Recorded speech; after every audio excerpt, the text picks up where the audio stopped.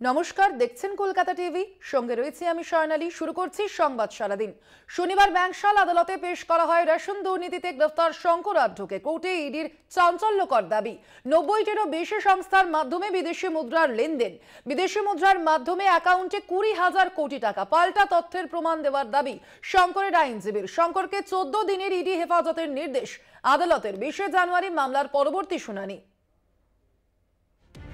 17 ঘন্টার ম্যারাথন তল্লাশি। এবার রেশন দুর্নীতিতে গ্রেফতার বনগাঁ পুরসভার প্রাক্তন পুরপ্রধান শঙ্কর আঢ্য। মধ্যরাতে গ্রেফতার। শনিবার শারীরিক পরীক্ষার জন্য তাকে নিয়ে যাওয়া হয় জোকা ইএসআই হাসপাতালে। সেখান থেকেই সোজা ব্যাংকশাল কোর্টে পেশ। ইডির হাতে আরও চাঞ্চল্যকর তথ্য। রেশন দুর্নীতিতে গ্রেফতার শঙ্কর আঢ্য। কোর্টে ইডির আইনজীবী ধীরজ দ্বিবেদীর দাবি, শঙ্করের 90টি বিদেশি মুদ্রা বিনিময় সংস্থার খোঁজ। বিদেশি মুদ্রার মাধ্যমে 20,000 কোটি টাকা ব্যাংক অ্যাকাউন্টে জমা। 9 থেকে 10,000 কোটি টাকা জ্যোতিপ্রিয় মল্লিকের, যার মধ্যে জ্যোতিপ্রিয় 2,000 কোটি টাকা বাংলাদেশ ও দুবাইয়ে পাচার। কনভার্ট করা টাকা রেশন দুর্নীতির। শঙ্করের পাসপোর্ট ও টিকিটের কোনো নথি মেলেনি। জেলবন্দি জ্যোতিপ্রিয় মল্লিকের সঙ্গে হাসপাতালে চিঠির মাধ্যমে যোগাযোগের চেষ্টা। সিআরপিএফ এর হাতে আসে সেই চিঠি। চিঠিতে বেশ কিছু ব্যক্তির নাম ও ঠিকানার উল্লেখ।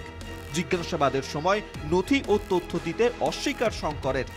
আদালতে ইডির আইনজীবী ধীরজ দ্বিবেদীর একের পর এক দাবি। পাল্টা যুক্তি দিয়ে তথ্য প্রমাণ পেশের দাবি জানান ধৃত শঙ্কর আঢ্যর আইনজীবী জাকির হোসেন। রেশন দুর্নীতিতে গ্রেফতার শঙ্কর আঢ্য।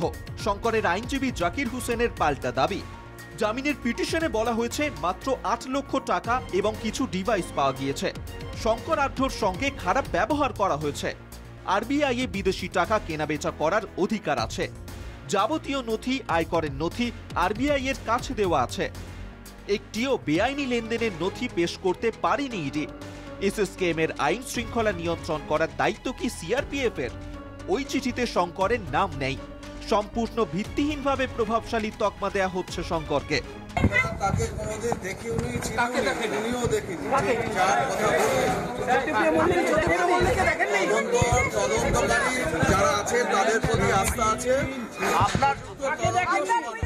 দুপক্ষের সওয়াল জবাবেই উঠে আসে একাধিক চাঞ্চল্যকর তথ্য। শঙ্করের গ্রেফতারিতে কি রেশন দুর্নীতির শিকড়ের আরও কাছাকাছি ইডি? কোনো ডকুমেন্টস ইডির তরফ থেকে সাবমিট করা হয়নি এবং শঙ্কর আঢ্যর যে সমস্ত আয়কর রিটার্ন রয়েছে বা যে সমস্ত তথ্য রয়েছে সেগুলোকেও খতিয়ে দেখা হয়নি। শুধুমাত্র তার থেকে 8 লক্ষ টাকা পাওয়া গেছে এবং বেশ কিছু ইলেকট্রনিক গ্যাজেট তার থেকে পাওয়া গেছে বলে দাবি করেছেন ইডি আধিকারিকেরা। সেক্ষেত্রে সম্পূর্ণ বিষয়টিকেই একেবারে অভিযোগের ভিত্তিতে তাকে এই ইডি হেফাজত দেওয়া হয়েছে বলেই তার আইনজীবীর তরফ থেকে দাবি। ক্যামেরায় মনোজ মুখোপাধ্যায়ের সঙ্গে শাশ্বতী রায়, কলকাতা টিভি।